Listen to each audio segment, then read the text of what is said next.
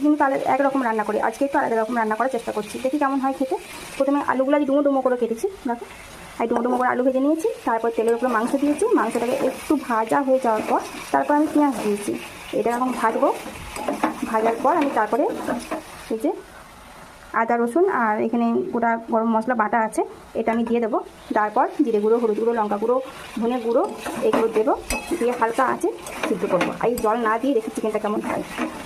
দই থাকলে ভালো হতো, দই দেওয়া যেত, দইটা নেই। আর কীভাবে রান্না করবো আজকে কেমন হবে দেখবো, খেতে কেমন টেস্ট হবে। লেগ পিস, লেগ পিস, কীভাবে লেগ পিস,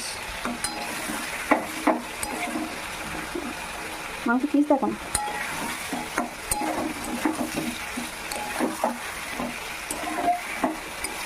আমার তো চিকেন খেতে হেভি লাগে, কিন্তু বেশি খেতে পারি না, ওই ঘুরে ফিরে বসে বসে এদিক ওদিক করে খেতে পারবো, একসাথে একবার দিলেও খেতে পারবো না।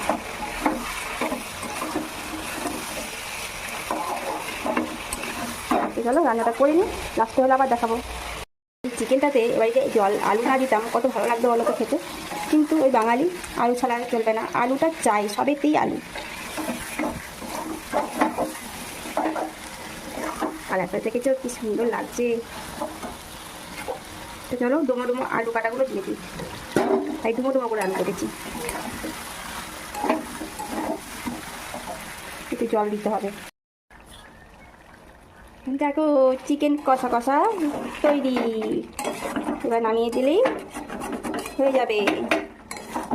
দেখেছ একদম কষা কষা, আলু সিদ্ধ হয়ে গেছে। তো চলে এসো তোমরা কে কে খাবে আজকে চিকেন কষা আর ভাত।